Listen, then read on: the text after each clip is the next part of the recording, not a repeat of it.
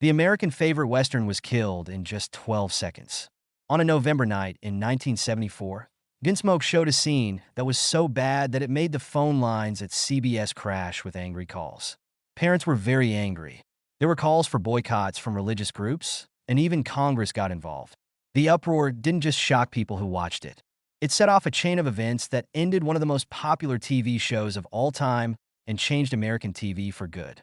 In 1952, as a radio show, it was made to show the Old West as it really was, rough and dangerous. William S. Paley, the head of CBS, came up with the idea. He wanted something like detective stories but set in the desert. The first pilot was filmed in 1949, but it was never shown on TV. After some time, they changed the main character's name from Mark Dillon to Matt Dillon. William Conrad was cast as Matt because his voice is deep and serious. It wasn't like other Westerns, as people talked and dogs barked in the background, making people feel like they were there. Even though it played late on Saturday nights, a lot of people still watched it. There was a big change for Western shows when Gunsmoke moved to TV in 1955. It first aired on September 10th, 1955, just a few days after Wyatt Earp, The Life and Legend, to Westerns with more adult themes. CBS wanted to bring the success of the radio show to TV, but it was hard, especially when it came to casting. There was no truth to the rumor that John Wayne would play Matt Dillon. Instead, James Arness was cast, and for 20 years, he was the character's face. Amanda Blake played Miss Kitty Russell, the owner of the bar, who gave the story more depth. To the mostly male Dodge City, Doc Adams, the town's doctor and wise man, was played by Milburn Stone. It's interesting that Doc didn't have a first name for 16 years. Stone finally gave him the name Galen. Chester Good was played by Dennis Weaver. He was Dillon's loyal but awkward deputy, and people loved him for his limp and charm. He was on the show until 1964. Because of the racial strife in the world at the time, Burt Reynolds joined in 1962 as Quinn Asper, a half-Native American blacksmith. Reynolds played small parts for 3 years before moving up to bigger ones. Ken Curtis changed his name to Festus Hagen later, a strange person who took Chester's place as Dillon's helper. Curtis based Festus on a real person he knew, and he made the show funny. During the late 1950s and early 1960s, Gunsmoke was one of the most watched and important TV shows of its time. It became well known when, in its 8th season from 1956 to 1957, it got to the 8th spot in TV ratings, drawing an amazing 12.72 million people. In its 3rd season, Gunsmoke was the most popular TV show. It stayed at the top for 4 years, from 1957 to 1961. Over 17 million people watched each episode of the show during this time, and the numbers never dropped below 37.3. Gunsmoke had its most popular season from 1959 to 1960, with 18.43 million people and a 40.3 rating. It became more well-known than other big shows at the time. Millions of people watched Gunsmoke every week, just like they did for The Ed Sullivan Show and The Andy Griffith Show. There was something special about Marshal Matt Dillon and the folks of Dodge City. Gunsmoke changed a lot in 1961 when it went from being 30 minutes long to being an hour long. This happened in the 7th season of the show and made it possible to tell more in-depth stories and more complicated character growth. Gunsmoke had made 233 half-hour shows in black and white before the change. After that, the show made 176 hour-long black and white episodes from 1961 to 1966. When the structure changed, the ratings went down a little. From 1961 to 1962, Gunsmoke went from being number 1 to number 3. In the end, though, this change turned out to be a good one. More story development was possible in the longer episodes, and the actors had more time to shine.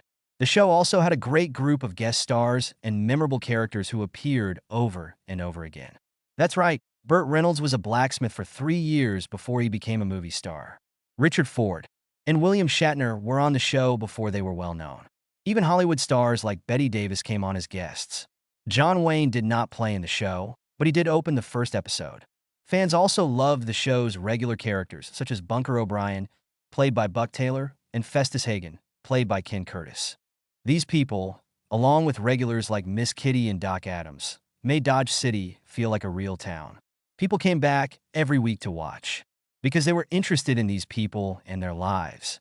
The way Westerns were made changed after Gunsmoke.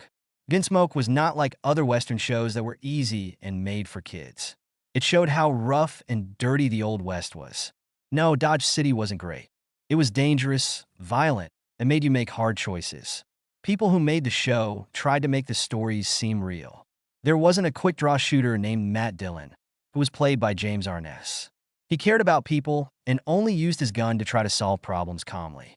When he had no choice, he became a new kind of Western hero because of this. Gunsmoke gave Westerns like Bonanza and Rawhide ideas. But things started to change a lot with TV in the late 1960s. People of all ages used to love shows about small towns and cowboys, but now younger people want something different. Most people in the US were young in 1967, having a mean age of only 27. The old shows were no longer what they wanted. Things like the fight for civil rights, protests against the Vietnam War, and new ways of thinking were what they wanted to hear about on TV. People, especially young people, stopped watching shows about small towns or westerns. Shows that a lot of people like Bonanza and the Beverly Hillbillies, began to seem old-fashioned. Other shows, like All in the Family and The Mary Tyler Moore Show, were hits because they talked about current events. In 1968, a new show called 60 Minutes began. It proved that people also wanted more important shows like news shows. Rowan and Martin's Laugh-In and other funny and sexy shows were also big hits. For the most part, the best TV shows of 1969 took place in towns or suburbs instead of farms or ranches. There were changes all around. After that, there was something called the Country Purge. A lot of shows about country life were taken off the air in 1970 and 1971. CBS was the first to make this change. They wanted younger city people to watch, who could get more sponsors.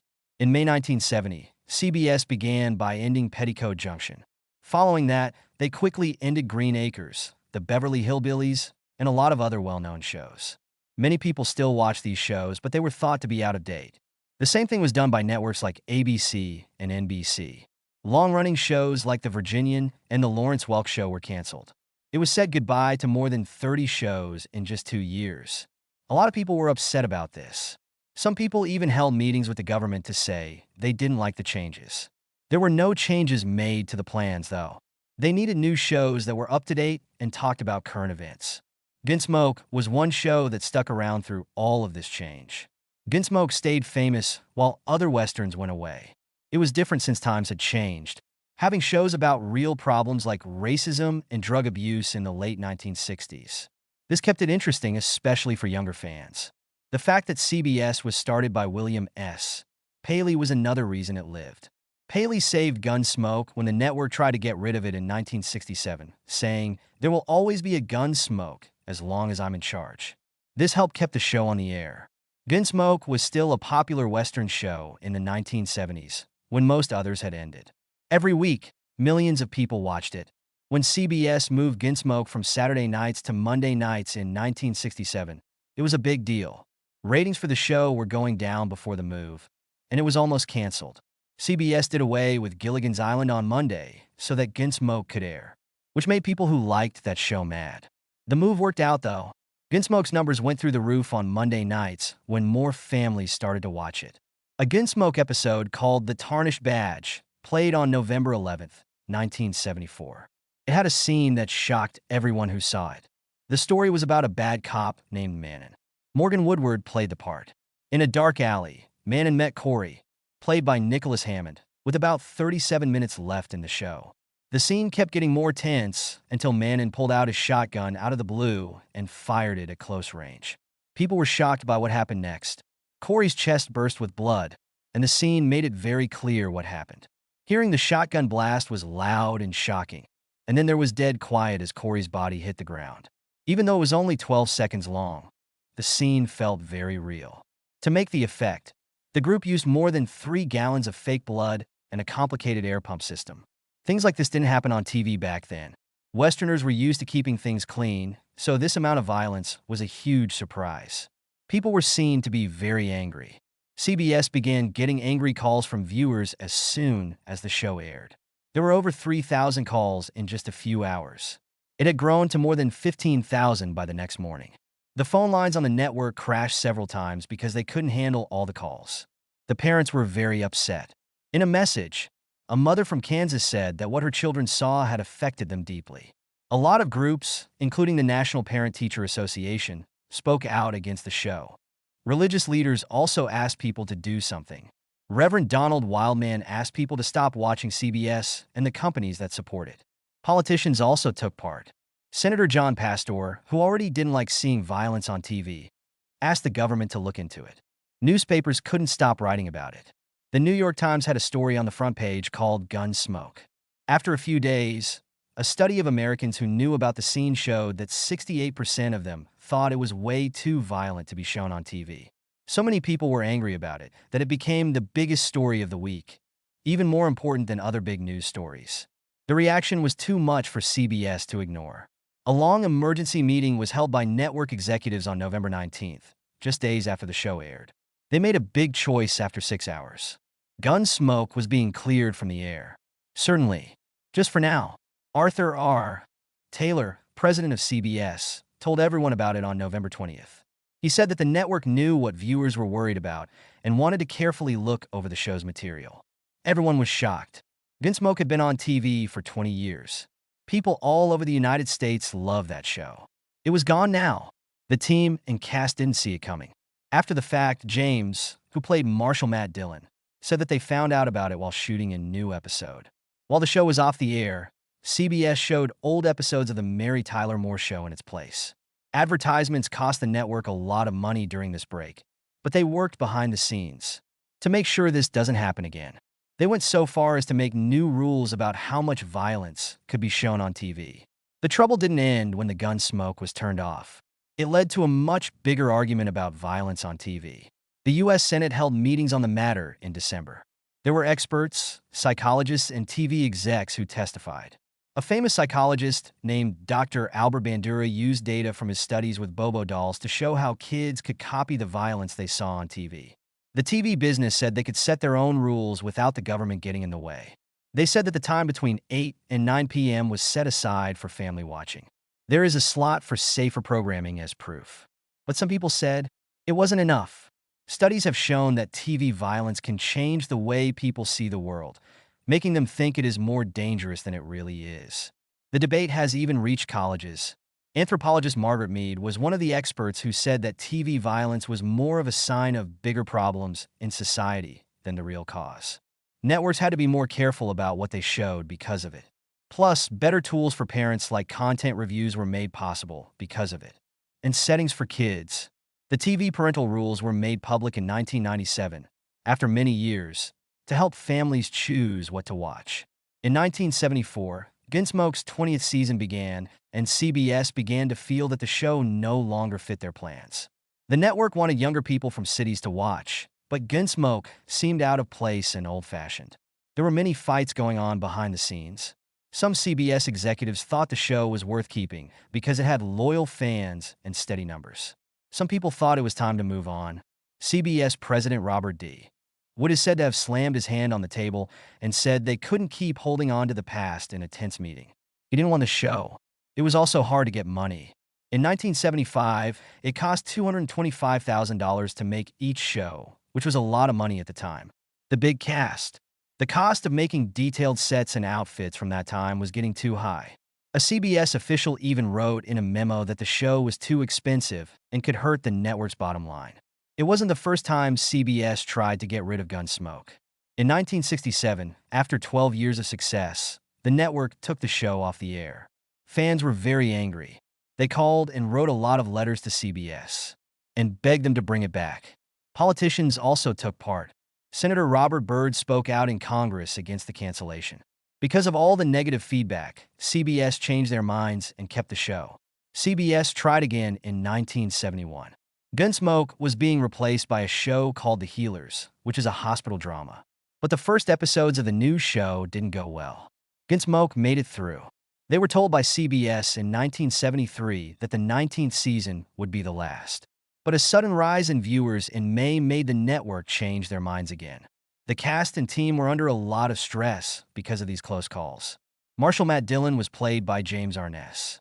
He later said that the cast was always on edge because they didn't know if the show would come back for another season. Gunsmoke was able to keep going after these earlier cancellations thanks in part to the strong backing of William S. Paley, the founder of CBS, and his wife, Babe Paley. CBS chose to end the show for the first time in 1967. When Babe found out, she quickly told her husband she wouldn't let them cancel her favorite show. Paley stepped in right away and told CBS leaders they had to save Gunsmoke by calling them into his office. In order to make room for it, he turned off Gilligan's Island himself. That was not the end for the Paleys. They kept talking about the show at parties and even held a fundraiser in 1972 with a Gunsmoke theme, complete with Western outfits and a copy of the show's saloon. Even with all of this backing, the show lost some of its appeal in the 1970s. In 1958, it was the most-watched TV show, but by 1974, it was only ranked 28th. Younger people liked shows like All in the Family and MASH because they were more current and edgy. Gunsmoke began to seem old-fashioned in comparison. During this time, CBS also changed what they were all about. In 1974, shows with rural settings, like Green Acres and the Beverly Hillbillies, were canceled to get younger fans from cities, who marketers found more interesting. Someone in charge at CBS even wrote in a report that they needed to focus on people ages 18 to 49 to keep doing well. All of these things, though, happened behind closed doors. The cast and team had no idea that the end was coming. James Arness, who had played Marshal Matt Dillon for 20 years, was sure that the future would be bright. He told the press, "We finished the 20th year.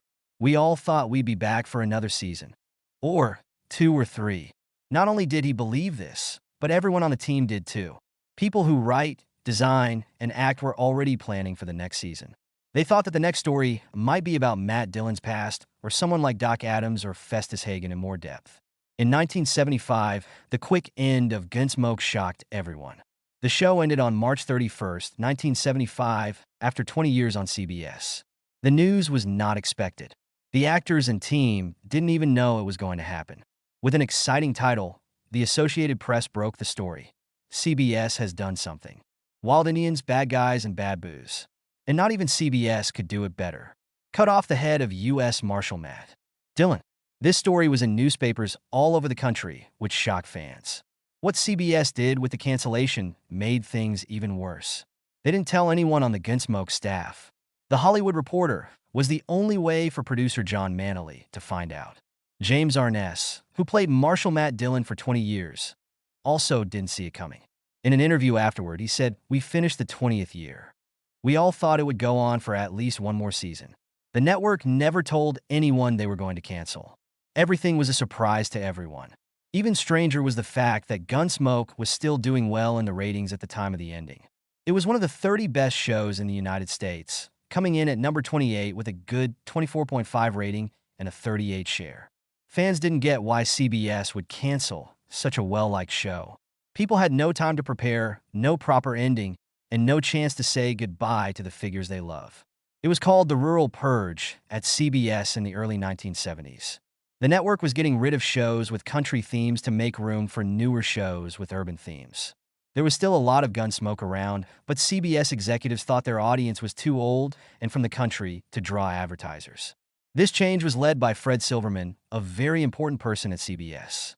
In addition, it cost a lot more to make the show after 20 years. As production costs went up, it became less profitable, even though a lot of people watched it. The cast and company were very sad. James Arness felt cheated the most. After his death, his book came out. In it, he wrote, "CBS let us downstream, and then, when we were down to the wire, they dropped the axe." A lot of other players, like Amanda Blake as Miss Kitty and Ken Curtis as Festus, were also very upset. They couldn't come up with a good ending for the series. So many stories were left unwritten. There was no resolution for the fans, and the sudden delay made everyone angry. Fans thought Gunsmoke was over for good when it finished in 1975. But after more than 10 years, it came back in a strange way with TV shows. Firearms, Return to Dodge, the first movie, came out on TV on September 26, 1987. It shocked everyone, even CBS, that over people watched it. No one thought it would be such a big hit. This made CBS want to make more movies, and over the next 7 years, they made 4 more Gunsmoke movies. Even though he was in his 60s, James Arness came back as Marshal Matt Dillon. He worked out very hard to get ready for the part. Fans were thrilled to see him come back. Amanda Blake, who played Miss Kitty, was in Return to Dodge 2. She died in 1989, and this was her last part before she died. Gunsmoke, The Last Apache, which came out in 1990, was one of the most talked about movies. It showed a shocking turn of events. Matt Dillon had a daughter with someone else from his past. Fans were mad because they thought this hurt his love for Miss Kitty. Even though it was a drama, 18 million people still watched the movie. People couldn't get enough of Gunsmoke, even after such a big surprise. That was not the end of their love for Gunsmoke. Fans felt even closer to the show when the group got back together for special events. CBS celebrated its 50th anniversary in 1977, and James Arness, Dennis Weaver, and Milburn Stone all showed up together. It was a special moment because Milburn Stone was there. It was one of his last public performances before leaving us in 1980. In 2007, there was another big gathering in Dodge City, Kansas, which is the real town that the show was based on. A Gunsmoke DVD box set came out, and more than 30,000 fans came to party. Buck Taylor, who played Newly O'Brien, came in on a horse, just like his show character used to do. Everyone was shocked when Burt Reynolds, who had played Quint Asper years before, showed up. He didn't usually go to public events, but he agreed to go when James Arness asked him to. It was one of the most watched TV shows for 20 years. People talked about it for a long time after it was over, and awards and honors showed how important and unique it was. At the Emmys, the show got a lot of attention. It was up for 15 awards. It also won 5 times for Best Actor and Best Actress. Dennis Weaver got the award for Best Supporting Actor in 1958 for his role as Chester Good. Then Milburn Stone won in 1968 for his part as Doc Adams. A lot of people like these figures, and these awards showed how well they were played. The show was great even behind the scenes. It won an award for sound mixing in 1970, which shows how hard everyone worked to make the whole show great.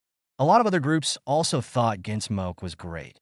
In 1967 and 1972, the Western Heritage Awards gave it the Bronze Wrangler for Best Real-Life TV Drama.